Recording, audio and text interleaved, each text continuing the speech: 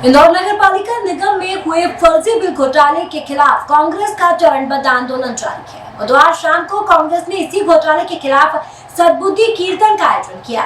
Regal चौराहे पर किए गए संगीतमय विरोध प्रदर्शन के दौरान कांग्रेस ने नगर निगम के अधिकारियों और बीजेपी पर जमकर निशाना साधा।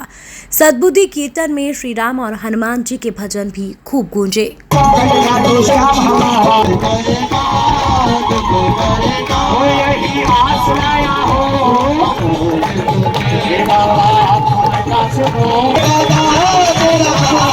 इंदौर नगर निगम के फर्जी बिल घोटाले के खिलाफ आयोजित सद्बुद्धि कीर्तन में राम नाम की गूंज सुनाई दी। फर्जी बिल भुगतान घोटाले के खिलाफ कांग्रेस ने नए सिरे से अपनी आक्रामकता बढ़ा दी है।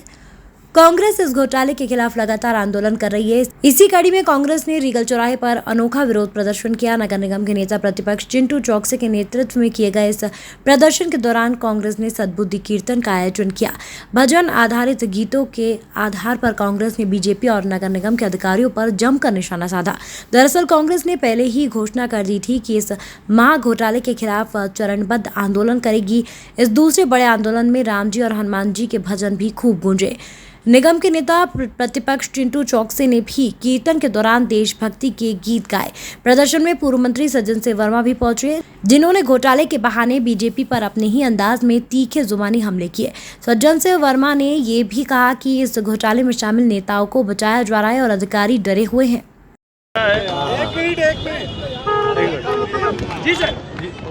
देखिए, नरेंद्र मोदी साहब लहराते फिर रहे हैं। जाने कौन कौन से प्रदेश में झूठी भाषण ठोकते फिर रहे हैं। ना खाऊं ना खाने दूंगा। आज इंदौर मध्य प्रदेश भ्रष्टाचार का अड्डा बन गया। उसमें इंदौर खास करके भ्रष्टाचार का सबसे बड़ा अड्डा है। आज हम तो नरेंद्र मोदी बीजेपी के लिए नहीं, नरेंद्र मोदी को सद्बुद्धि है, मोहन यादव को सद्बुद्धि है, एक प्रधानमंत्री एक मुख्यमंत्री, इनको सद्बुद्धि है कि झूठे भाषण दे दे के इस देश को ठगा है तुमने, नौजवानों के भविष्य को ठगा है और अब देश को खोखला कर रहे हो। तो ये सद्बुद्धि यज्ञ भाई चिंटू चौक से हमारे नेता प्रतिपक्ष राजू भदौरिया, इन सब भाइयों के नेतृत्व में आज बड़ा जबरदस्त हंगामा है। घोटाले को लेकर कांग्रेस का क्या एक्शन रहने वाला है? देखिए, रोज कुछ ना कुछ हमारी कांग्रेस पार्टी आंदोलन कर रही है। रोज कल कहाँ किया था राजू अपन ने? कल नगर निगम में किया। कल ईडी कार्यालय पे भी हम लोगों ने हमने ज्ञापन दिया है। आज ज्ञापन कहाँ दिया? महिला कांग्रेस ने भी हमारी ज्ञापन दिया। रोज कुछ ना कुछ ये श्रृंखला बनी रहेगी। लेकिन सज्जन भी कोई राजनीतिक हस्तक्षेप अभी तक इसमें सामने नहीं आया, सिर्फ अधिकारी नहीं। देखिए, एक बात समझिए, अधिकारी इतना डरा हुआ है, वो सारी बात अपने ऊपर झेल ले रहा है। बिना महापौर, बिना कमिश्नर के वरद हस्त के इतने 1000 करोड़ का घोटाला नगर निगम में संभव नहीं है। अधिकारी कर्मचारी डरा हुआ है, वो अपने ऊपर झेल रहा है। वो कैसे झेल रहा है? जैसे अक्षय बम ने कि बीजेपी मुझे बचा लेगी लेकिन जेल जाना पड़ेगा। अधिकारी सोच रहा बीजेपी मुझे बचा लेगी लेकिन सारे अधिकारियों को जेल जाना पड़ेगा और उन नेताओं का नाम भी लेना पड़ेगा। अक्षय बम को तो आज राहत मिल गई, अग्रिम जमानत की लगाया, हाईकोर्ट से राहत मिल गई है।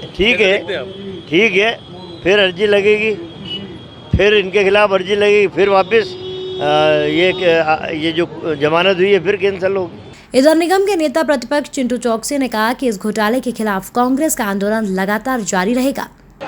ये जिस तरीके से भारतीय जनता पार्टी के महापौर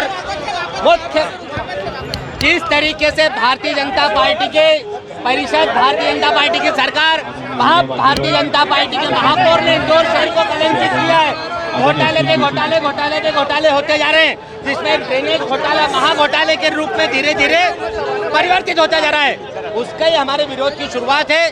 आज सद्बुद्धि कीर्तन है गांधी जी की प्रतिमा के नीचे कि भगवान इनको सद्बुद्धि दे, राष्ट्रपिता महात्मा गांधी इनको सद्बुद्धि दे, आदरणीय मुख्यमंत्री जी को, आदरणीय महापौर जी को, आदरणीय आयुक्त महोदय को, कि जो लोग गुनहगार हैं, जिन लोगों ने इंदौर शहर की भोली भाली जनता के हजारों करोड़ रुपए खाए हैं, वो पैसा वापस हो और सारे अपराधी जेल की सलाखों के पीछे होना चाहिए।